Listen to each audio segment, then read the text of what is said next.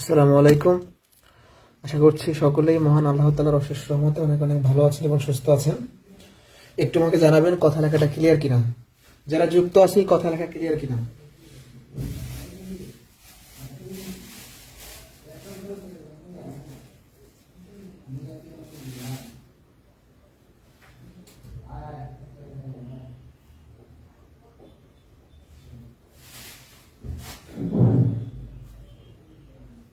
কথা লেখা ক্লিয়ার কিনা জানান।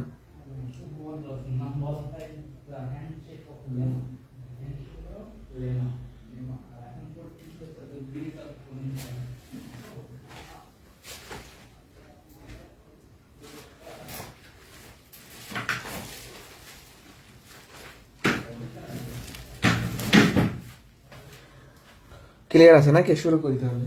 অপেক্ষা থাকলে অনেকক্ষণ ধরে বসে আছে আপনাদের জন্য।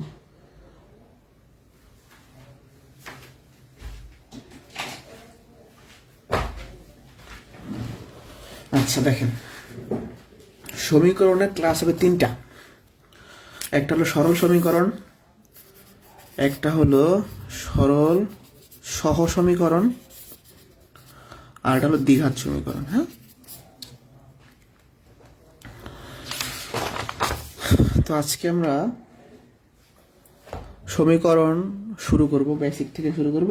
আজকে আমি যা করাবো এর ম্যাক্সিমাম জিনিস আমরা করে আসছি অলরেডি বিভিন্ন চ্যাপ্টারে। এই বিষয়গুলো আমরা দেখে এসেছি, শিখে আসছি, বিভিন্ন চ্যাপ্টারে এটা করে আসছি আমরা। তো যাই হোক, তারপর আবার এটা রিপিট করব আমরা। প্রথম হচ্ছে সমীকরণ কি? দুইটা রাশির মধ্যে সমান সম্পর্ক থাকলে ওই সম্পর্কটাকে আমরা সমীকরণ বলি। যেমন x+2 = ধরেন 5, এটা একটা রাশি, এটা একটা রাশি, দুটো রাশির মধ্যে যখন সমান চিহ্ন দিলাম এটা একটা সমীকরণ হয়ে গেল। ঠিক আছে? তাহলে সমীকরণ আর রাশির মধ্যে আসলে ডিফারেন্স করতে গিয়ে পরে কিভাবে, ধরেন আমি লিখলাম x+5, এটা একটা রাশি, আর যখন লিখলাম x+5 = 0, এটা একটা সমীকরণ। মানে সমান চিহ্ন থাকলে সেটা কি হয়? সমীকরণ হয়। মানে আমরা কম বেশি সবাই জানি। এবার আমরা সরল সমীকরণ সম্পর্কে জানবো।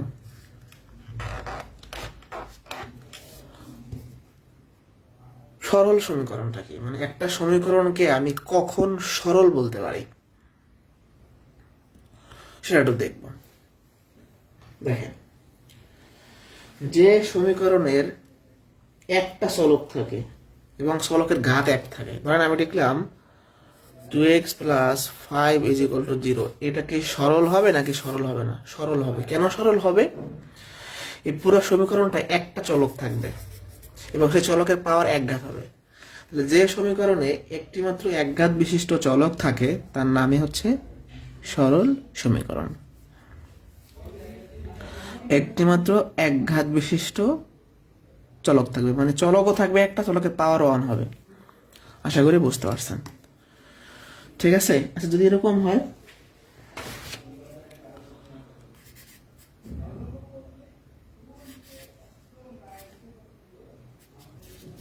এটা কিন্তু সরল সমীকরণ হবে না। ঠিক আছে? তো সরল সমীকরণ গেল। তো এটা সমাধান করতে বলছে। তো একটা সমীকরণ আমরা যখন সমাধান করি, বাম পাশে চলকের মানগুলো নিয়ে আসি আর ডান পাশে খালি সংখ্যা নিয়ে যাই। মানে চলক সম্পর্কিত পর বাম পাশে আনি আর খালি সংখ্যা ডান পাশে নিয়ে যাই। তাহলে এই 2x এই পাশে আসলে বিয়োগ হয়, আর এই 1 এই পাশে গেলে বিয়োগ হয়। তাহলে 2x = 6, x এর মানটা কত হবে? 6/2, তার মানে 3। 4-এ বলছে কি এটা সমাধান করতে বলছে, তো আগে এই 3টা গুণ করেন। 9x 3 4 12, 4 2 8x 3 2 6, 12 এই পাশে যোগ হবে, x হচ্ছে 6। তো এগুলো সবাই পারেন, এগুলো করে আসছি। জাস্ট সমীকরণের প্রথম দিকে এগুলো আমাদের শেখা জরুরি, তাই আমরা শিখতেছি। আজকের ক্লাসে কিছু শেষের দিকে গুরুত্বপূর্ণ কিছু ম্যাথ আছে শেষের দিকে। ঠিক আছে? গুরুত্বপূর্ণ কিছু শেষের প্রশ্নগুলো একদম ভিআইপি প্রশ্ন আছে আজকে। এটা সমাধান করে এক্স এর মান বের করতে বলছে। তো ব্র্যাকেট তুলে দেন।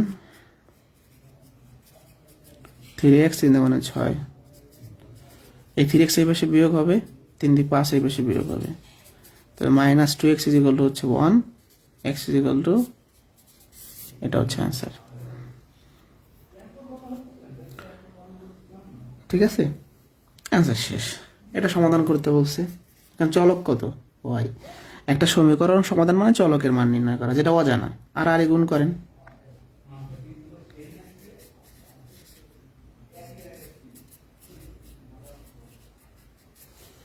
তাহলে 3 5 15 ওয়াই, 3 7 21, 3 3 9 হয়, 3 9 এই পাশে বিয়োগ হবে, 21 এই পাশে যোগ হবে, 6 ওয়াই কত 24।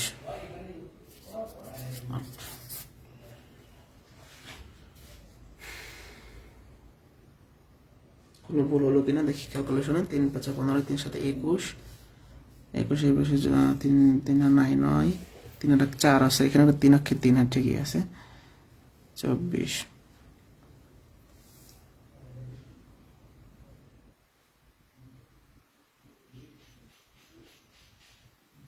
ও 5 7 35 হবে না, এটা এখানে 3 7 21 ভাবছি। 5 7 35, তাহলে এই পাশে হবে 35।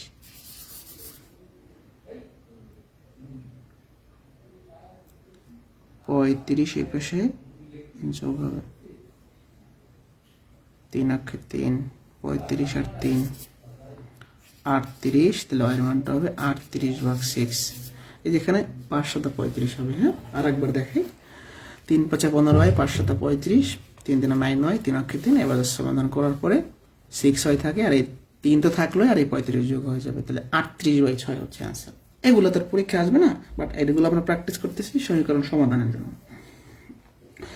মূলত আজকের ক্লাসের শেষের দিকের ম্যাথগুলো হচ্ছে ভিআইপি প্রশ্ন, যেগুলো চাকরি পরীক্ষায় বারবার আসে এবং একটু কঠিন। ঠিক আছে, কোনো কোশ্চেন থাকলে করবেন। এবার 11 নম্বরে আসেন। এটার বেসিক সমাধানও দেখবো এবং অপশন টেস্ট করে কিভাবে সলিউশন করতে সেটা দেখবো। তাকে বেসিক সমাধান দেখি। এটা তো দেয়া আছে, তো আমরা এখন যোগ করবো লসাগু হবে এটা। এটা যেটাকে ভাগ করলে x+1 থাকে 3 এর সাথে গুণ, এটাকে ভাগ করলে x থাকে 4 এর সাথে গুণ,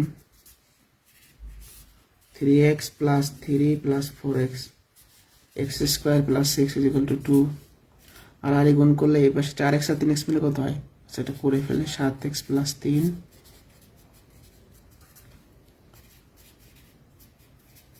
এটা 2 এর সাথে গুণ করলে 2x² + 2x। ঠিক আছে, এবার সব এক পাশে নিয়ে যান, তাহলে 2x², 2x, এই 7x বিয়োগ হবে, এই 3 বিয়োগ হবে। এইটাকে এই পাশে নিয়ে গেলাম আর কি, তাহলে 2x², এখানে -5x - 3 = 0। এই পর্যন্ত আমরা আসছি। এরপর মিডল টার্ম করতে হবে। 3 × 6, 6কে ভাঙানো যায় কিভাবে? 6 1 কে 6, মিডল টার্ম করতেছি আমরা। হ্যাঁ, 6x + x, তাহলে আমরা 2x কমন নিতে পারি, তাহলে x - 3, এই দুটো থেকে 1 কমন নিতে পারি, x - 3 = 1, x - 3 আবার কমন নিতে পারেন, এখানে তো 1 কমন নিয়েছেন, 2x + 1 = 0।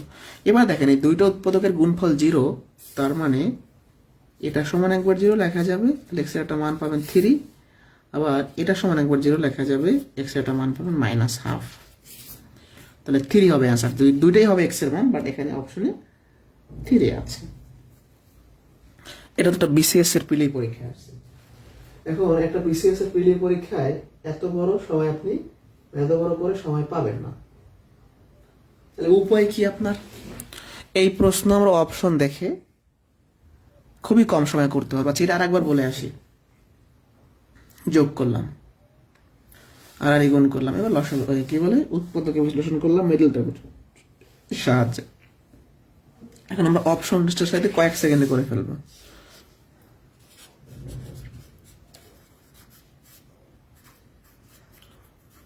অপশন টেস্ট কিভাবে করে? অপশন টেস্ট, এটা একটা সমীকরণ, এর একটা বাম সাইড আছে, ডান সাইড আছে। তো ডান সাইডে একটা মান দেওয়া আছে, তো আমরা প্রত্যেকটা অপশনে এক্স এর মান পাচ্ছি। এই এক্স এর মানগুলা সমীকরণের বাম পক্ষে বসাবো। বাম পক্ষে বসাইয়া যদি ডান পক্ষে সমান পাই সেটা হচ্ছে অ্যান্সার। অর্থাৎ যে অপশনের এক্স এর মানের জন্য সমীকরণের বাম পক্ষ ডান পক্ষ সমান হবে সেটাই অ্যান্সার। ধরেন অন, আমরা এক্স এর জায়গায় 1 বসাই, তাহলে 3, আর এখানে হয় 2, 5। বাম পক্ষে এক্স এর মান 1 বসাইলে এখানে 2 হওয়ার কথা, কিন্তু 5 হচ্ছে, তাহলে ক নাম্বার বাদ। এটা মুখোমুখি আপনি বসাইতে পারেন, এখানে মুখোমুখি বসাইতে পারেন। আপনাদের বোঝানোর জন্য আমি লিখে লিখে করাচ্ছি। এক্স এর মান 2,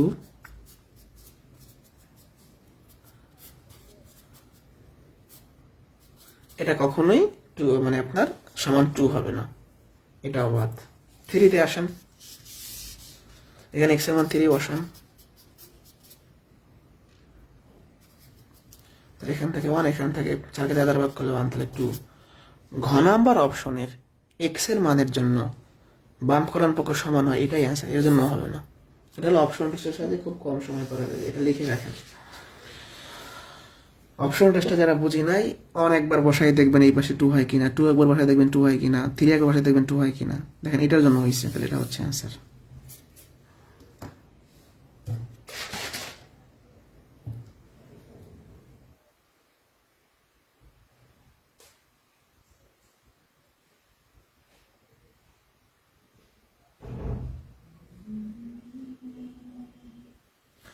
এই 11 পর্যন্ত ক্লিয়ার কিনা একটু আমাকে বলেন।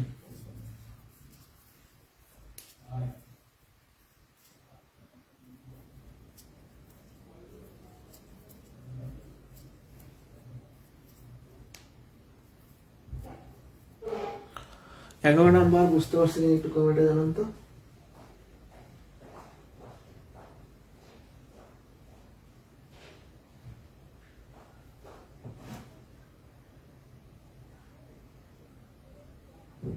এই 11 নাম্বার বুঝি নাই কে কে?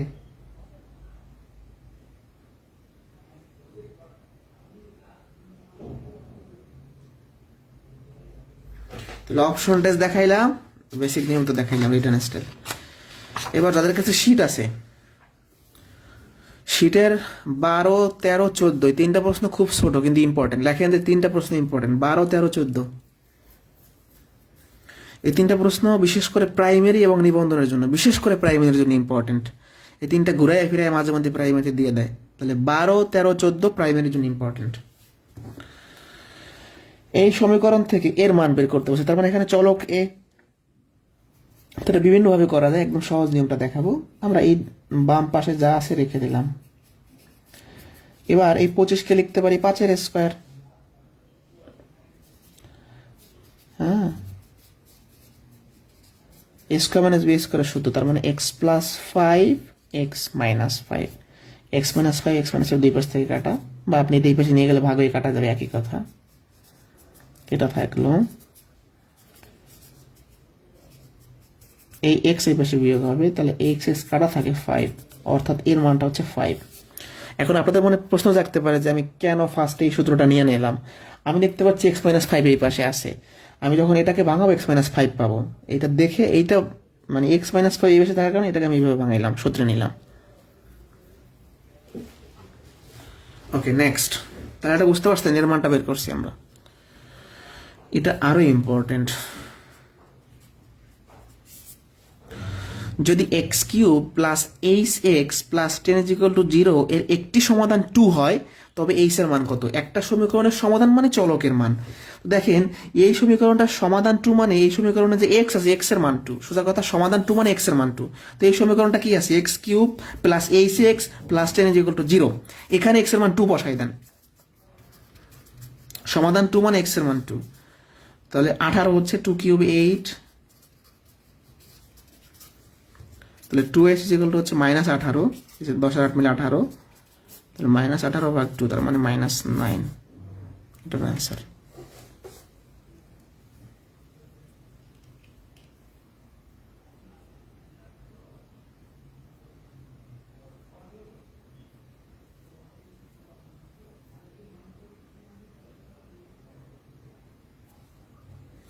কোনো প্রশ্ন আছে কারো? নাই মনে হয়। তাহলে 12, 13 কিন্তু সহজ অঙ্ক ইম্পর্টেন্ট, 14 ইম্পর্টেন্ট, মানে প্রাইমারির জন্য এগুলো ঘুরাই ফিরাই বিসিএস এর প্রশ্ন দেয়। এখানে আমরা একটা নতুন ব্যাপার শিখবো। আচ্ছা, এই 14 নম্বর কোশ্চেনে যাওয়ার আগে একটু আমি যোজন বিয়োজন শিখাতে চাই।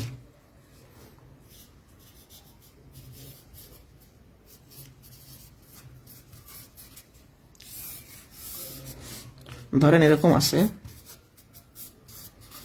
তো এটা সমীকরণের যোজন বিয়োজন কিভাবে করে? যোজন মানে যোগ, বিয়োজন মানে বিয়োগ।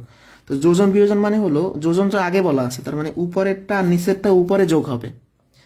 আবার একইভাবে দেখেন, উপরেরটা আর নিচেরটা উপরে যোগ হবে। যোজন আগে বলা আছে মানে যোগ হবে উপরে, বিয়োজন পরে মানে বিয়োগ হবে নিচে, আবার উপরেরটা নিচেরটা বিয়োগ হবে, উপরের নিচেরটা বিয়োগ হবে। এটা হলো যোজন বিয়োজন।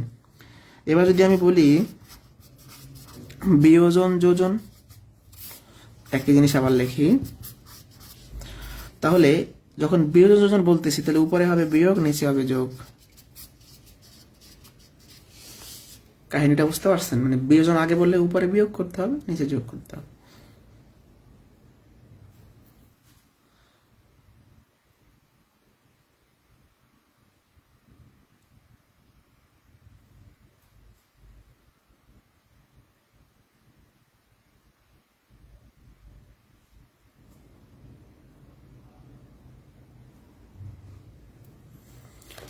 এই কনসেপ্টটা আমরা কাজে লাগাবো।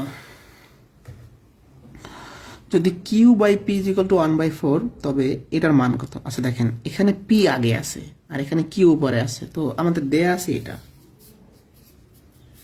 তো আমি যদি এখানে যোজন বিয়োজন করি কিউ প্লাস পি হবে, বাট আমার পি প্লাস কিউ দরকার। এই জন্য আমি এই সমীকরণটাকে ব্যস্তকরণ করবো, তার মানে উভয় পক্ষকে উল্টাই দিব।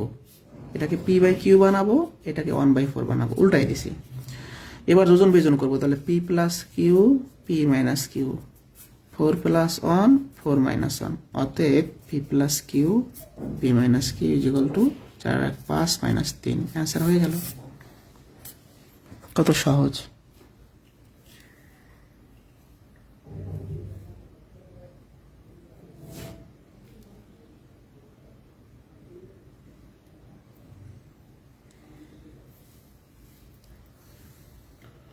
বুঝতে পেরেছি।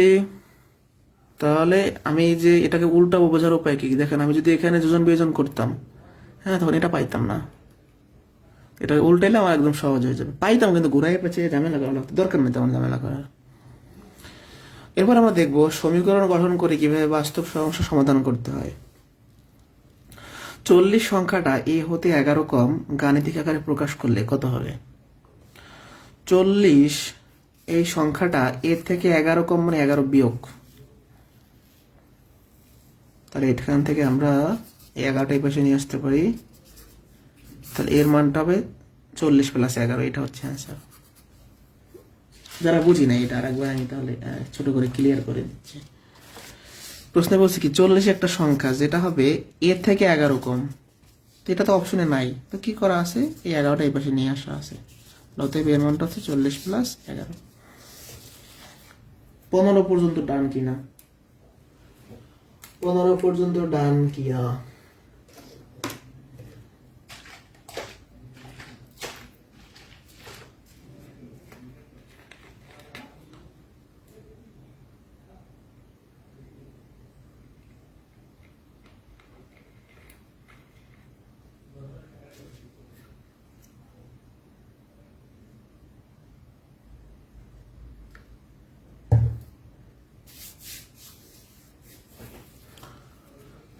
চল্লিশ পর্যন্ত ডান, মানে 15 পর্যন্ত, 40 তো না। আচ্ছা, এই যে 15 থেকে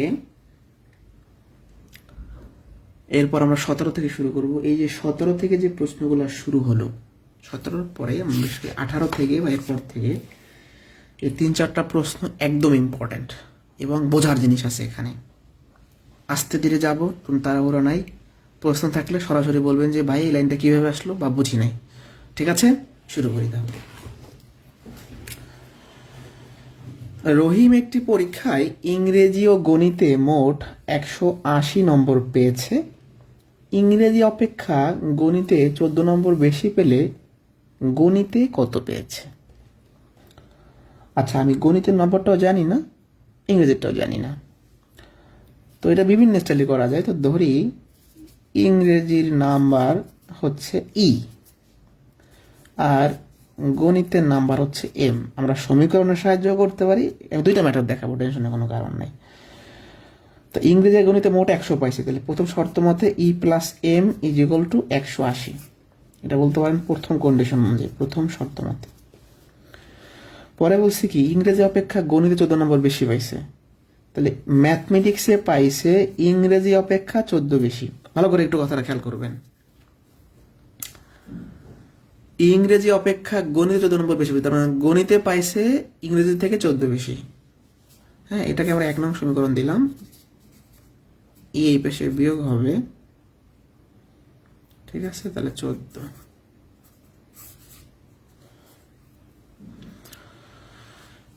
এবার আমরা 1 নং আর 2 নং আমরা যোগ করি। এইটা আগে লিখি, এমটা পরে লিখি, কোনো সমস্যা নেই। যোগ করলে এটা বাদ যাবে, 2m থাকবে, তাহলে 180 আর 14 মিলে কত হচ্ছে 194, তাই না? তাহলে আমাদের এম এর মানটা কত হচ্ছে 194 এর অর্ধেক। আমাদের গণিতের নম্বরটা চাইছে না, তাহলে কত হচ্ছে 9 দুগুণে 18 থাকে 1, 7 দুগুণে 14, 97 হচ্ছে অ্যান্সার। এটা একটা মেথড গেল, ঠিক আছে, এটা কিন্তু একটা মেথড গেল। ইংরেজি আর গণিতের যোগফল হলো 180, ম্যাথে ইংরেজি অপেক্ষা 14 বেশি পাইছে, এখান থেকে সলিউশন করে একটা আমরা সমীকরণ মারিলাম, 1 নং আর 2 নং যোগ করলে এম এর মানটা বের হয়ে গেল। এটা হলো সহজ। এই কথাটা আবার ঘুরে পেয়েছে আরেকভাবে যদি আমরা বলি অন্যভাবে, যে আমরা ধরি ইংরেজি অপেক্ষা গণিতে বেশি, তাহলে আমি ইংরেজি নাম্বারটা ধরি, সে ইংরেজিতে পাইছে এক্স, তাহলে গণিতে পাইছে এক্স প্লাস 14, তাহলে ইংরেজির নাম্বার আর গণিতের নাম্বার যদি আমরা যোগ করে 180 হবে, তাহলে 2x 180, এই 14 পাশে বিয়োগ হবে, তাহলে এক্স এর মানটা কত হবে 14 বিয়োগ মানে হচ্ছে 66 না 183। তাহলে ইংরেজিতে সে 83 পাইছে আর গণিতে পাইবে 83 প্লাস 14, তার মানে 97। এটা হলো আরেকটা মেথড, একই ঘুরাই পেঁচাই বলতে হয় না, একই, মানে এটা সমীকরণ বানাইয়ে করা আর সমীকরণ না বানাইয়ে করা। ইংরেজি নম্বর ধরছি, ইংরেজিতে যদি এক্স পাই গণিতে পাইবে ইংরেজি থেকে 14 বেশি, তো এই দুটো, এই ইংরেজির নাম্বার আর গণিতের নাম্বার যোগ করলে হয় 180, এখান থেকে এক্স এর মানটা পাই গেলাম, এক্স মানে ইংরেজি পাইছে, তাহলে গণিতে পাইবে আর 14 বেশি মানে 97। তাহলে এটা এইভাবেও আপনি সমাধান করতে পারেন অথবা এইভাবেও করতে পারেন, আপনার ইচ্ছা, এটা ভালো। 17 নিয়ে এটার কোনো প্রশ্ন আছে মনে?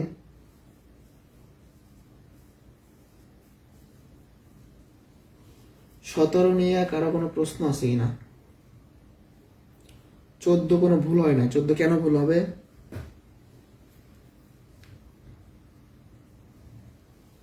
চোদ্দ নম্বরটা বোঝেন নাই, কমেন্ট তো ফেল করেন, 14 নম্বরটা কেন বোঝেন না একবার দেখেন। 14 নম্বর তো সহজ জিনিস ছিল, এটা ছিল 14তে, হ্যাঁ 1/4। তো এটাকে আমরা উল্টাইলাম, মানে এটাকে উল্টাবো, এটাকে উল্টাইলাম, দুই পাশে উল্টাইলে কোনো সমস্যা নেই, উল্টাই ফেলাইলাম। এখন যোজন বিয়োজন, তাহলে যোজন বিয়োজন, যোজন বিয়োজন, তো এখানে কি হবে 5/3, তাই সমস্যা কি? কোথায় বুঝেন নাই বলেন তো? এর মানটা 5/3। 14 নাম্বার কে মানে একজন কমেন্টে কেউ খেয়াল করলাম, কেবল 14 নাম্বার যে ভাই বোঝেন নাই, কেন মানে কি বোঝেন না একটু আমাকে বলেন কমেন্টে দ্রুত। 14 নম্বরে কি প্রবলেম বলেন?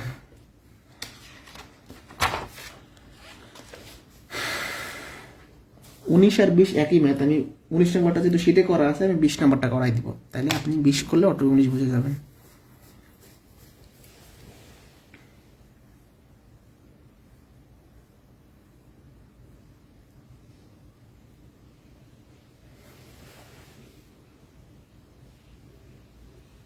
আচ্ছা, কমেন্ট পাচ্ছি না আমি, পরে তাহলে ওটা নিয়ে আলোচনা হবে আবার, এটা ইম্পর্টেন্ট আছে।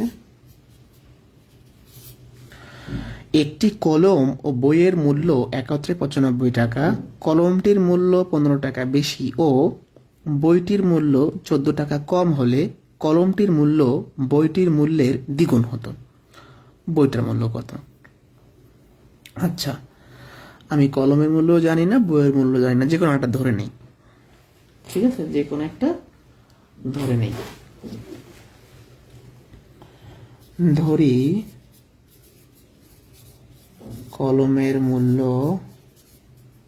x টাকা, অতএব বইয়ের মূল্য, কলম আর বই মিলে 95 টাকা, তাহলে কলমের মূল্য যদি x হয় বইয়ের মূল্য কি হবে 95 থেকে x কম। এটা যারা আবার বোঝেন না তাদের জন্য নতুন ভাবে বুঝতে হবে। কলম আর বই মিলে হয় 95। কলম হলো এক্স, তাহলে বই কত হবে 95 মাইনাস এক্স। বাট এই স্টেজে এসে এভাবে করাটা বোকামি, এটা আপনার বাস্তবে ভাববেন। দুইটা কিনতে লাগছে 95 টাকা, তা 95 টাকার মধ্যে একটা এক্স এর বাকিটা কি 95 মাইনাস এক্স, এটা হলো এদের দাম। এখন বলছে কি কলমের মূল্য 15 টাকা বাড়ান, তাহলে কলমের নতুন মূল্য, বাট ভাষাটা হবে এরকম যে কলমের মূল্যটা 15 টাকা বাড়াইলে মূল্য হয়। কলমের মূল্য এক্স ছিল, তাহলে 15 টাকা বাড়ানো মানে 15 যোগ হবে নতুন মূল্য। বইটির নতুন মূল্য, বইয়ের মূল্য ছিল কত 95 মাইনাস এক্স, বুঝছে, আপনি আরো 14 টাকা কমাই দেন, ঠিক আছে, এটা আপনাকে বলছে। ওকে, এরপরে আমরা যেটা করব, কলমের মূল্য ধরলাম, বইয়ের মূল্য পাইলাম, কলমের মূল্য বাড়াইলাম, বইয়ের মূল্য কমাইলাম। এই কাজটা করার পরে প্রশ্ন মতে এই কাজটা যখন আমি করছি, তাহলে যেটা হয়েছে কলমের মূল্যটা বইটার দ্বিগুণ হয়ে গেছে। তাহলে কলমের মূল্য বলতে পারেন, কলমের মূল্যটা হচ্ছে বইয়ের 2 গুণ। এটা কখন হয়েছে যখন চেঞ্জ করছি আমি। তাহলে কলমের মূল্য কত এক্স প্লাস 15, বইয়ের মূল্য কত 95 মাইনাস এক্স মাইনাস 14। তাহলে এক্স প্লাস 15 এখানে হচ্ছে কত 190, তাই না, মাইনাস 2x মাইনাস 14 হচ্ছে 28। তাহলে এই 2x এর পাশে যোগ হবে, আর আমাদের হচ্ছে এখানে 190 থেকে আমরা 28 বিয়োগ করে দেই একবারে, তাহলে ভালো হয় না। তাহলে 2 162 আর থাকে হচ্ছে, আর থাকে না তো, এটা থেকে এটা বিয়োগ করলে 162 15 এই পাশে বিয়োগ হয়ে গেল, 190 থেকে 28 বিয়োগ করলে 162 আর 15 বিয়োগ হয়ে গেল, ঠিক আছে 3x। তাহলে 162 থেকে আমরা 15 বিয়োগ করে দিলে হয়ে যাচ্ছে নাকি, তাহলে 7, তাহলে x এর মানটা কত হবে 147 ভাগ 3, 3 4 12 থাকে 2 3 9 27, 49 টাকা।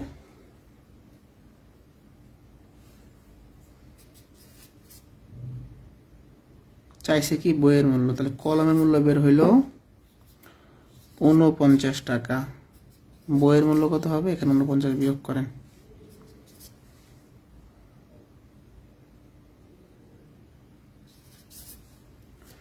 এখন ঝামেলাটা হলো অনেকে এই এক্স এর মানটা বের করে অপশন তাকায়, এটাও কিন্তু অপশনে থাকতে পারে, এটাও থাকতে পারে। এক্স কিন্তু আপনার কি ছিল, এক্স কিন্তু আপনার কলম ছিল, বাট প্রশ্নে কিন্তু বই চেয়েছে, কলমও চাইতে পারে বই চাইতে পারে, প্রশ্নে বই চেয়েছে, তাহলে আপনি কলম বের করে হুট করে অপশনটা দাগাই ফেলবেন না, এটা কিন্তু ভুল হয় অনেকের। আরেকবার আমি ক্লিয়ার করি, কলমের মূল্য ধরলাম, বইয়ের মূল্য পাইলাম, কলমের মূল্য বাড়াইলাম, বইয়ের মূল্য কমাইলাম। এই কাজটা করার পরে কলমের মূল্য বইয়ের দ্বিগুণ হবে, এক্স এর মানটা বের করে জাস্ট বসাই দিছি, একদম ইজি অঙ্ক,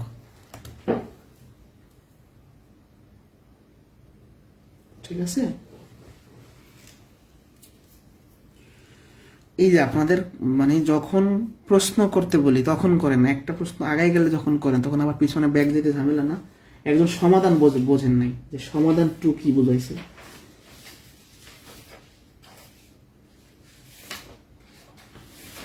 একটা ম্যাথ শেষ করে এমন না তাড়াহুড়া করি, একজন বোঝেন নাই যে এই সমীকরণটার একটা সমাধান টু মানে বলতে কি বোঝাইছে। এই সমীকরণে অজানা মান কি কি আছে, এক্স আপনি জানেন না, এইচ আপনি জানেন না, তাই না। তো আপনাকে বলছে একটা সমাধান টু, তার মানে এই সমীকরণটার সমাধান মানে চলকের মান এক্স দেওয়া আছে। হ্যাঁ, এই সমীকরণটার সমাধান বলতে কি এক্স এর মান 2 দেওয়া আছে, তাহলে এই সমীকরণের এক্স এর মান 2 হলে এই যে অজানা সংখ্যা এইচ এটা বের হয়ে যাবে। এই সমীকরণটার একটা সমাধান 2, তার মানে এই সমীকরণটার সমাধান একটা, যেমন এটা সমাধান মানে কি এর মান বের করতে বলছে, এটা এই যে সমাধান মানে কি এক্স এর মান বের করছি, চলকের মান। তো এর সমাধান 2 মানে এই সমীকরণে চলক এক্স, এক্স এর মান 2 দেওয়া আছে, তো এক্স এর মান 2 বসালে তো আর একটা বের হয়ে যায়, দুইটা অজানা, তো একটা যদি বসান অটোমেটিক একটা বের হয়ে যাবে। যেহেতু এইচ চাইছে তার মানে আরেকটা মানে অবশ্যই এক্স এর, ঠিক আছে। এই 20 নম্বরে কারো কোনো প্রবলেম আছে কিনা, 20 নম্বরে কারো কোনো প্রবলেম আছে কিনা বলেন, প্রশ্ন 20-এ কারো প্রবলেম আছে কিনা আগে ভালো করে দেখেন আছে কিনা। তারপর আমি আর 2-3টা প্রশ্ন দেখাবো, সব বিহেভি প্রশ্ন।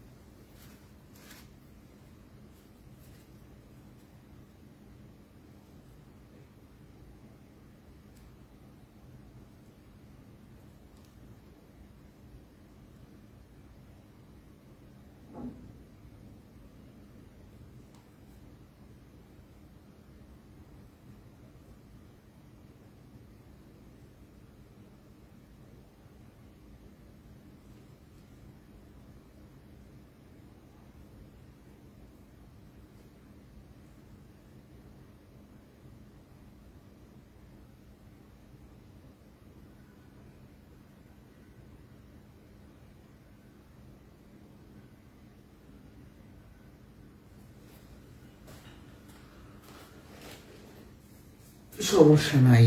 আচ্ছা, এরপরের কোশ্চেন একটু মনোযোগ দিতে হবে, এটা অনেকের বুঝতে, অর্থাৎ যে কোনো বই এর এই প্রশ্নটা বাংলাদেশের সব চাকরি পরীক্ষার গণিত বইতেই আছে। এটা মেবি 99 বোর্ড বইতে এরকম প্রশ্ন আছে, মেবি না। তো এই প্রশ্নটার সমাধান বুঝতে অনেকের প্রবলেম হয়, তো একদম আস্তে ধীরে বোঝাবো আমরা এবং চেষ্টা করব সবাই ভালো করে বোঝার জন্য। একটু প্রশ্নটা আগে পড়ি। এগুলা পিলিতেও আসে, লিখিত পরীক্ষাও আসে। একটি শ্রেণীর প্রতি বেঞ্চে 4 জন করে ছাত্র বসালে 3টি বেঞ্চ খালি থাকে, আবার প্রতি বেঞ্চে 3 জন করে ছাত্র বসালে 6 জনকে দাঁড়িয়ে থাকতে হয়। ওই শ্রেণীর ছাত্র সংখ্যা কত? তো এই প্রশ্নটা দুইভাবে করা যায়, ছাত্র সংখ্যা ধরেও করা যায়, বেঞ্চ ধরেও করা যায়। বাট বেঞ্চ ধরে করাটা সহজ, ইজি, এই জন্য আমরা বেঞ্চ ধরে করব। কেন বেঞ্চ ধরে ইজি? একটু বাস্তবে সবাই ভাবেন চোখ বন্ধ করে। একটা ক্লাসরুমের বেঞ্চ সংখ্যার কোনো পরিবর্তন হয়? ধরেন আমি একটা কোচিং সেন্টার চালু করছি, ওই কোচিং সেন্টারে 5টা বেঞ্চ আছে। তো ধরেন একদিন স্টুডেন্ট আসলো 10 জন, একদিন আসলো 12 জন, একদিন আসলো 15 জন, মানে স্টুডেন্ট সংখ্যা কিন্তু চেঞ্জ হচ্ছে।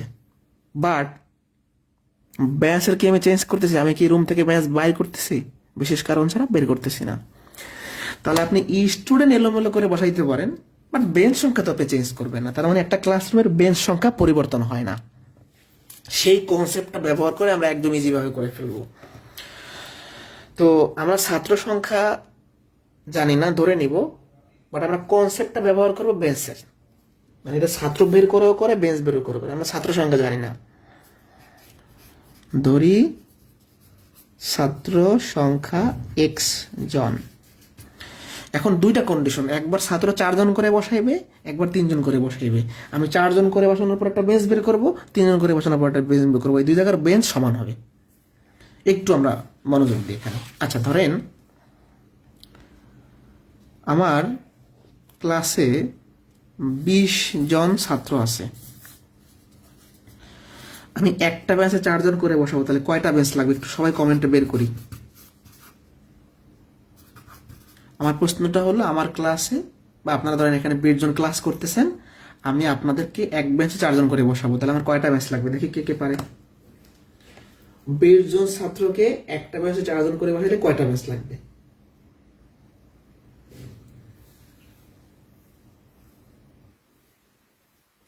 বলেন দ্রুত।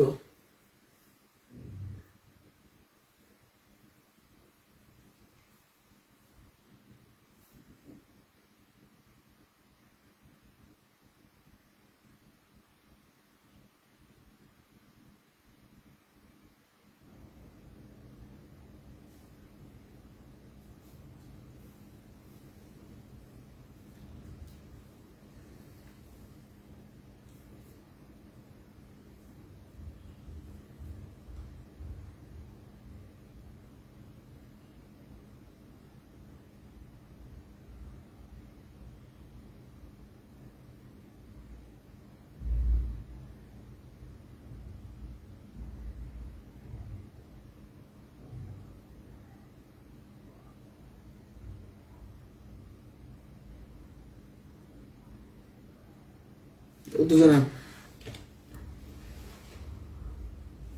5 5টা বেঞ্চ লাগবে, 5 জন না 5টা বেঞ্চ লাগবে, তাই না? কারণ 20 জন ছাত্র 4 জন করে বসাবো, তাহলে 4 দ্বারা ভাগ করলে আমার 5টা বেঞ্চ লাগবে। এটা তো সবাই বুঝি আমরা। ওকে, তাহলে সবাই যদি বুঝে থাকি, এবার কনসেপ্টটা কাজে লাগাই।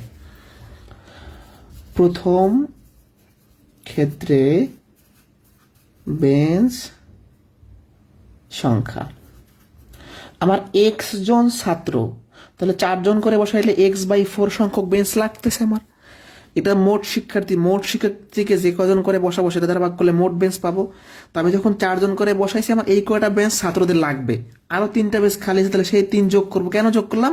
আমি আসলে মোট বেঞ্চ সংখ্যা বের করতে চাচ্ছি, ওই ক্লাসরুমের মোট বেঞ্চ কত। তাহলে আমার একজন শিক্ষার্থীকে 4 জন করে এই কয়টা বেঞ্চ আমার ব্যবহার করা লাগছে, আর 3টা খালি, 3টা যোগ করলে মোট বেঞ্চ পেয়ে গেলাম। এবার দ্বিতীয় ক্ষেত্রে মোট বেঞ্চ, এই লাইনটা সবাই, এটা সবাই বোঝে, বাট এই লাইনটা বোঝে না। দেখেন, এটা একটু আলাদাভাবে করাই আগে। এবার আমি 3 জন করে বসাবো, তাহলে এক সংখ্যক ছাত্রকে 3 জন করে যখন বসাচ্ছি, 6 জন ছাত্র দাঁড়াই থাকতেছে। তো অনেকে যেটা ভাবে যে 6 জন বসতে পারে নাই মানে 6 বিয়োগ হবে। এটা ভুল। কেন? এটা হলো বেঞ্চ সংখ্যা, আর 6 হলো ছাত্র সংখ্যা। বেঞ্চ থেকে কখনো ছাত্র বিয়োগ করা যায়? এটা সম্ভব না। তাহলে কি করতে হবে? আমার মোট শিক্ষার্থী এক্স, আমি 6 জনকে বসাইতে পারি নাই, সেই 6 জনকে যখন বাদ দিব, বাকি যে শিক্ষার্থী থাকবে তাদের 3 জন করে বসাইলে ওই ক্লাসরুমে সবগুলা ফিল হবে। তাহলে এইটা হবে প্রপার নিয়ম। এটা কেন হবে না? এটা কেন হবে আবার বোঝাই। এটা কি? বেঞ্চ। 6 কি? ছাত্র। তো বেঞ্চ থেকে ছাত্র বিয়োগ করা সম্ভব? সম্ভব না। তাহলে ছাত্র থেকে ছাত্র বিয়োগ করা সম্ভব। ধরেন আমার 20 জন আছে, আমি 6 জনকে বসে দিতে পারি নাই, 6 বিয়োগ করার পর বাকি থাকবে আমার 14 জন। সেই 14 জনকে আমি 3 জন করে বসাবো, তাই না? তাহলে আমি আরেকবার বুঝাই যে আমার মোট শিক্ষার্থী এক্স, এবার 3 জন করে বসাইলে এই কটা বেঞ্চ আমার লাগবে, কিন্তু আমি 6 জনকে দাঁড়াইয়া রাখছি, অর্থাৎ বসাইতে পারি নাই। তাহলে তার মানে আমি সবাইকে বসাই নাই, তাহলে মোট শিক্ষার্থী থেকে 6 বিয়োগ করতেছি। এইটা বই থেকে অনেকে বোঝেন না, মানে এটা তো মুখে বোঝানো যায়, বাট বই তো লেখা যায় না এইভাবে। তাহলে আরেকবার রিপিট করি। দ্বিতীয় ক্ষেত্রে মোট বেঞ্চ কেন এটা হইলো, আমার মোট শিক্ষার্থী থেকে আমি 6 জনকে বাদ দিব, বাকি যারা থাকবে যাতে 3 জন করে বসাইলে আমার ওই ক্লাসরুমে সবগুলা বেঞ্চ মানে ফিল আপ হয়ে যাবে। এটাও মোট বেঞ্চ, এটাও মোট বেঞ্চ। 2 টাকার বেঞ্চ সংখ্যা তো সমান হবে, ক্লাসরুমের বেঞ্চ তো আর চেঞ্জ হবে না। তাহলে এই বেঞ্চ আর বেঞ্চ সমান হবে, প্রথম ক্ষেত্রে বেঞ্চ, দ্বিতীয় ক্ষেত্রে বেঞ্চ সমান হবে। তাহলে x/4 + 3 = x - 3/6। তাহলে এবার ক্যালকুলেশন করেন। 4 x + 3 × 4 = 12, তাহলে 3x 3 × 12 = 36, 4x আর 7 24 -24। তাহলে 4x থেকে 3x বিয়োগ হবে, আর এই 24 যোগ হয়ে যাবে 36 + 24। তাহলে x এর মানটা হচ্ছে 60। এটা হচ্ছে অ্যান্সার। মানে এইটাই, এই গোল দাগটা কিন্তু অনেকে বোঝে না। x থেকে 6 কেন বিয়োগ করলাম? ধর আমার ক্লাসে 100 জন আছে, আমি 6 জনকে বসাইতে পারি নাই, সেই 6 জন বাদ দিয়ে বাকি যারা থাকবে তাদের 3 জন করে বসাইলে সবগুলা বেঞ্চ ফাঁকা হয়ে যাবে, তার মোট বেঞ্চ মানে সবগুলা বেঞ্চ ফিল আপ হয়ে যাবে, তাহলে মোট বেঞ্চ পাচ্ছি। বাট আপনি যদি এই কাজটা করেন, এটা ভুল হবে। এটা 6 এখান থেকে বিয়োগ করা যাবে না, কারণ বেঞ্চ থেকে আপনি কেন ছাত্র বিয়োগ করবেন? ছাত্র থেকে ছাত্র বিয়োগ করবেন। আমার প্রশ্ন, এই সমাধানটা বোঝেন নাই, কে একটু বলেন না, আমি আবার বোঝাবো, আরেকবার বুঝাই। আমি মূলত এই কনসেপ্টটা ব্যবহার করবো যে একটা ক্লাসরুমের বেঞ্চ চেঞ্জ হয় না, মানে বেঞ্চ সংখ্যা সমান থাকে। প্রথম ক্ষেত্রে আমি যে বেঞ্চ বের করব, দ্বিতীয় ক্ষেত্রে যে বেঞ্চ বের করবো, দুটো সমান হবে, মান সমান হবে। কারণ বেঞ্চ ক্লাসে 60টা, মানে বেঞ্চ ক্লাসে ধরেন যদি 20টা থাকে, 20টাই থাকবে, চেঞ্জ হবে না। তাহলে মোট শিক্ষার্থীকে আমরা 4 দ্বারা ভাগ করলাম, এখানে একটা বেঞ্চ সংখ্যা পাবো। এই কটা বেঞ্চ আমার লাগছে, আরো 3টা বেঞ্চ খালি, 3 যোগ করলে এই যে এটাও বেঞ্চ, 3ও বেঞ্চ, তাই আমি যোগ করতে পারছি। প্রথম ক্ষেত্রে বেঞ্চ সংখ্যা পাইছি, মোট বেঞ্চ সংখ্যা। দ্বিতীয় ক্ষেত্রে আমার মোট শিক্ষার্থী থেকে আমি 6 জনকে দাঁড়াইয়ে রাখছি, অর্থাৎ বসতে দিতে পারি নাই। তাহলে মোট শিক্ষার্থী থেকে 6 জনকে বাদ দিলে বাকি যারা থাকবে তাদের যদি আমরা 3 দ্বারা ভাগ করি, তাহলে আমার সবগুলো বেঞ্চ ফিল আপ হবে, তাহলে মোট বেঞ্চ পাচ্ছি। এটাও মোট বেঞ্চ, এটাও মোট বেঞ্চ, এক্স এর মানটা বের করে ফেল। এই প্রশ্নটা একদম ক্লিয়ার কনসেপ্ট হচ্ছে এটা। এখন যদি প্রশ্নে বলতো মোট কয়টা বেঞ্চ আছে, এখন ধরেন এই প্রশ্নে আমি বেঞ্চ চাইছি, তাহলে এক্স এর মান এখানে বসাই দেন। যেমন এখানে যদি বসান, যেমন এখানে যদি এক্স এর মানটা বসান, তাহলে 60/4, 4 15 60, 15 3 18টা বেঞ্চ আছে এই ক্লাসরুমে। এই প্রশ্ন থেকে যদি বেঞ্চ চাইতো, একই স্টাইলে করতেন।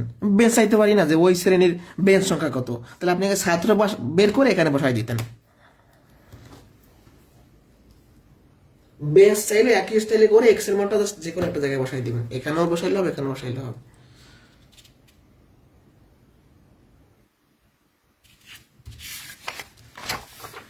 লাস্ট প্রশ্ন, এটা বিশেষ করে আপনি বলতে পারেন যে লিখিত পরীক্ষার জন্য ইম্পর্টেন্ট, পিলি তো অলরেডি আসছে, তাহলে লিখিত পরীক্ষায়ও আসতে পারে, প্রিলি পরীক্ষায়ও আসতে পারে, বলা যায় না কোথায় আসবে।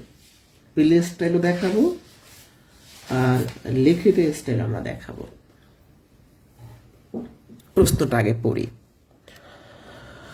বনভোজনে যাওয়ার জন্য 5,700 টাকায় একটি বাস ভাড়া করা হলো এবং শর্ত হলো যে প্রত্যেক যাত্রী সমান ভাড়া বহন করবে। ভালো কথা। 5 জন যাত্রী না যাওয়ায় মাথা পিছু ভাড়া 3 টাকা বৃদ্ধি পেল। বাসে কতজন যাত্রী গিয়েছিল? এখানে যাত্রী যাইবে না সেটা বলতে পারে, আবার যাত্রী যাওয়ায় ভাড়া কমে গেল তাও বলতে পারি, একই সিস্টেম।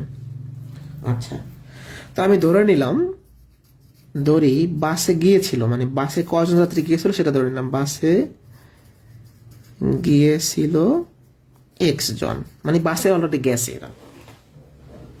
তো তখন মাথা পিছু ভাড়া কত?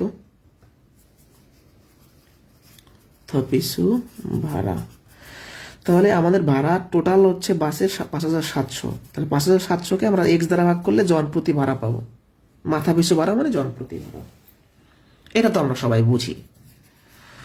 তো বাসে একজন গিয়েছিল, তাহলে বাসে যাওয়ার কথা ছিল কয়জন?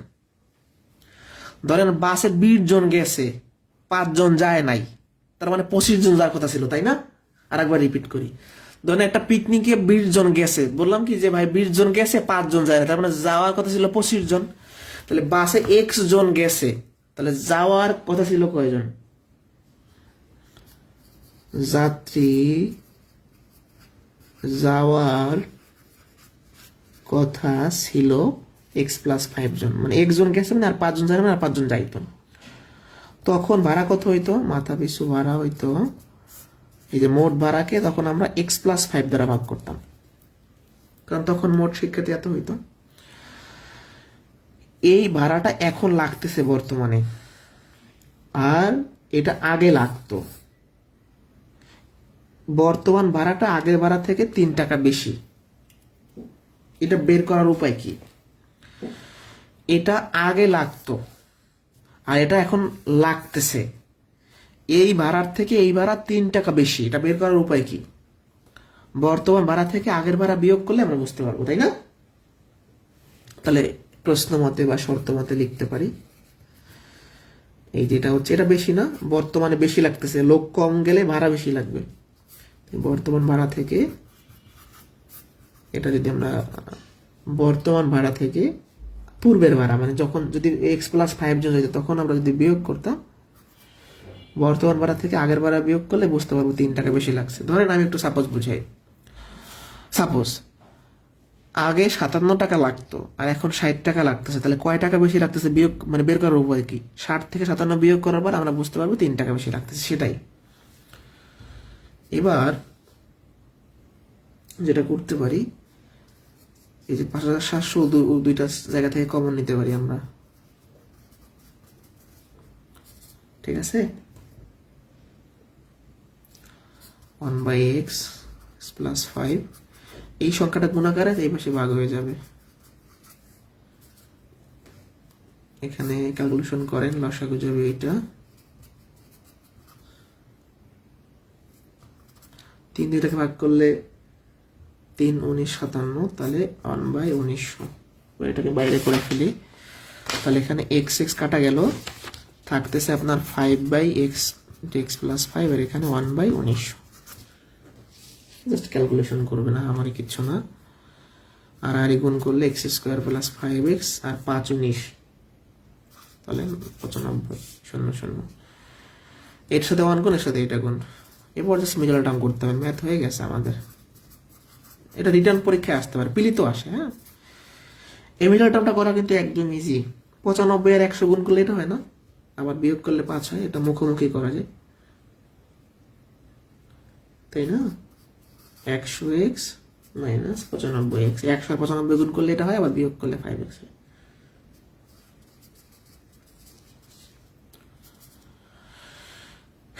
এখন আমরা যেটা করতে পারি, যেটা এক্স কমন নিতে পারি, তাহলে x plus 100 minus 95 x plus 100। কীভাবে এক্স প্লাস 100 হয়? 95 যখন কমন নেবেন এক্স থাকবে, আর 95 দুটাকে ভাগ করলে 100 থাকবে। এটা আবার কমন যাচ্ছে,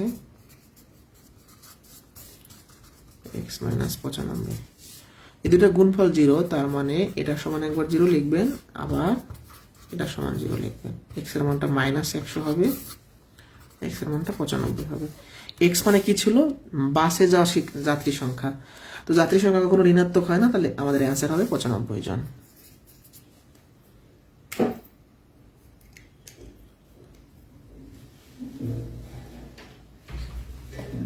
বুঝতে পারছি?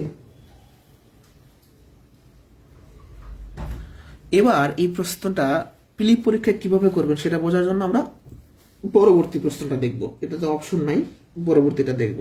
এই লিখিত নিয়মটা বুঝি নাই, এমন কেউ থাকলে আমাকে বলতে পারে।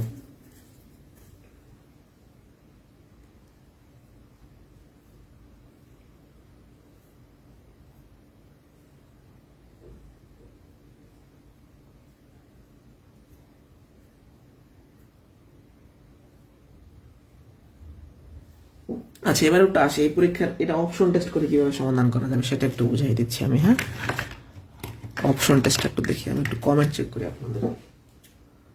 আচ্ছা, এবার একটু অপশন টেস্ট দেখি। ধরেন এই প্রশ্নটা আমরা অপশন টেস্ট করে কিভাবে সলিউশন করবো সেটা একটু দেখা জরুরি আমাদের। অপশন টেস্ট তো অ্যান্সার যেহেতু 95, দেখুন অপশনে 95 আছে, ধরেন খ নাম্বার অপশন সাপোজ 95 আছে। তো অপশন টেস্টটা একটু দেখেন। তো অপশনে 95 দেওয়া আছে, তার মানে 95 জন যাত্রী যাওয়ার কথা ছিল। আপনি এমনভাবে হিসাবটা করবেন যেন 3 টাকা ভাড়া বেশি হয়। তো এইটা হলো আমাদের মোট ভাড়া, 95 দিয়ে ভাগ করি, তাহলে দেখি কত টাকা লাগতেছে। 60 টাকা লাগবে, ভাগ করলে দেখবেন 95 জন গিয়েছিল, যাওয়ার কথা ছিল কতজন? আরো 5 জন যাওয়ার কথা ছিল, 5 জন যায় নাই। 95 জন গেছে, 5 জন যায় না, মানে 100 জন যাওয়ার কথা ছিল। তাহলে এবার আপনি 100 দিয়ে ভাগ করেন, তখন ভাড়া পড়বে কত? 97, সরি 57। তাহলে বর্তমানে ভাড়া লাগতেছে 60 টাকা, আর আগে লাগতো 57 টাকা, তার মানে 3 টাকা বেশি লাগতেছে। অর্থাৎ যে অপশনের জন্য 3 টাকা ভাড়া বেশি লাগবে সেটাই আনসার। আর একবার বুঝে, অপশনে 95 থাকতো, তাহলে 95 দিয়ে একবার ভাড়া, মানে 95 দিয়ে একবার ভাড়া বের করবো, আর এর সাথে 5 যোগ করে একবার ভাড়া বের করবো। প্রত্যেকটা অপশন দিয়ে ভাগ করব, আবার অপশনের সাথে 5 যোগ করে একবার ভাগ করব। ওই দুইটা ভাগফলের পার্থক্য 3 হইলে আমাদের অ্যান্সার হয়ে গেছে। দেখেন, এটা আমি কত সময় নিয়ে করলাম, আর এটা আমি কয় সেকেন্ডে করলাম। বাট পিলি পরীক্ষা মাস্টই আপনাকে কিভাবে করতে হবে, তাই সময় আপনি পাবেন না, শিওর পাবেন না। যারা এই অপশন টেস্টটা বোঝেন নাই, পরবর্তী প্রশ্নটা দেখেন, একদম ক্লিয়ার বোঝে যাবেন ইনশাল্লাহ। যেমন এটা দেখেন, এখানে আবার যাত্রী বেশি গেছে, তো যাই হোক একই সিস্টেম। তো অপশন তো লিখি নেই, তারপর সে শিট খুঁজতে হবে। কত পেজ? আচ্ছা, অপশনগুলো একটু লিখি। 50, 60, 40, 48। এবার অপশন টেস্ট আমি শুরু করি। সাপোজ আমি মনে করলাম ক নাম্বার অ্যান্সার, সাপোজ আমি মনে করলাম ক নাম্বার অ্যান্সার। তো ক নাম্বার শুরু করলাম। তো একবার দেখেন প্রশ্নটাকে পড়েন। শিক্ষা সফরে যাওয়ার জন্য 2400 টাকায় বাস ভাড়া করা হলো, প্রত্যেক ছাত্র সমান ভাড়া বহন করবে বলে ঠিক হলো। অতিরিক্ত 10 জন যাত্রী যাওয়ায় প্রতিজনের ভাড়া কমে গেল 8 টাকা। বাসে কতজন যাত্রী গিয়েছিল? তার মানে বাসে যাওয়া মানে 10 জন বেশি ধরে হিসাব করতে হবে। তো ক নাম্বারে তো অ্যান্সার দেওয়া আছে বাসে কতজন ছাত্র গিয়েছিল। তো বাসে যদি 50 জন যায়, তাহলে 2400-কে আমরা 50 দ্বারা ভাগ করব, ঠিক আছে? তো নর্মালি ভাগ করলেই হবে, 0 কাটা 48 থেকে হিসাব করলে 48 হবে, 48 টাকা ভাড়া লাগতেছে। এবার 50 জন গিয়েছিল, তার মানে যাওয়া কথা ছিল 40 জন, 10 জন বেশি মিলে তো 50 হয়েছে, তার মানে এখানে কিন্তু ভাড়া বেড়ে গেছে, কমে গেছে। মানে আগের ম্যাটটায় লোক কম গেছিল, এবার বেশি গেছে। এই অতিরিক্ত 10 জন মিলে 50, তাহলে যাওয়া কথা ছিল 40। আমি বললাম কি যে ভাই, আমাদের তো এরকম 40 জন যাওয়ার কথা, 10 জন বেশি গেছে, তার মানে 50 জন গেছে। তাহলে 50 জন গেছে মানে যাওয়ার কথা ছিল 40 জন। এবার 40 দিয়ে ভাগ করেন, এবার 40 দিয়ে ভাগ করে দেখেন যে কত হয়, তাই না? যেটা বুঝি নাই, আর একবার 40 দিয়ে এটাকে ভাগ করলে 0 0 কাটা, 4 7 24, 60 টাকা। বর্তমানে ভাড়া লাগতেছে 48 টাকা, আগে লাগতো 60 টাকা। তাহলে কত টাকা কমছে? 12 টাকা ভাড়া কমে গেছে। 12 টাকা কমে গেলে হবে না, 8 টাকা কমাইতে হবে আমার। ভাড়া যেখানে 8 টাকা কমবে সেটাই আছে, এখানে 12 টাকা কমে যাচ্ছে। এই যে 60 মাইনাস 48, এটা হচ্ছে না, 12 টাকা হবে না। পরবর্তী অপশনে যে 60 জন গিয়েছিল, তাহলে 2400-কে আমরা 60 দ্বারা ভাগ করব, 4 7 24, 40 টাকা। আবার তাহলে 60 জন গিয়েছিল, তার মানে যা কথা ছিল 50 জন, মানে প্রত্যেকটা অপশন থেকে 10, প্রত্যেকটা অপশন দিয়ে ভাগ করবে একবার, আবার 10 বিয়োগ করে ভাগ করবে একবার। তাহলে 50 দিয়ে হিসাব করি, 48। এখন ভাড়া লাগতেছে 40 টাকা, যখন 60 জন গেল, আর 50 জন গেলে 48 টাকা লাগতো। তার মানে আমাদের কত? 48 মাইনাস 40, 8 টাকা ভাড়া কম লাগতেছে। তাহলে এটাই হচ্ছে অ্যান্সার। এটা অপশনটা প্রশ্নের শর্ত মেনে চলছে। দেখেন কত ইজি ভাবে করতেছি এক্স না ধরে। তাহলে এই ছিল আপনাদের আজকের ক্লাস। কোনো প্রবলেম থাকলে আমাকে সুন্দর করে জানাই দিতে পারেন যে প্রবলেম আছে।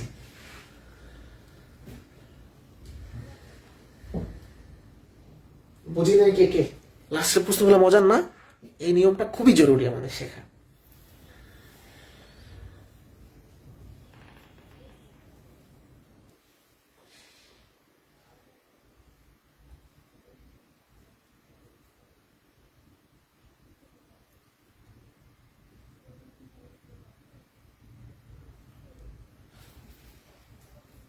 ওকে, তাহলে ভালো থাকেন সবাই। মনে আছে পরবর্তী শুক্রবার সম্পূর্ণ পাটিগণিতের পরীক্ষা হবে আমাদের? মনে আছে কিনা? সম্পূর্ণ পাটিগণিতের পরীক্ষা। ঠিক আছে, আল্লাহ হাফেজ।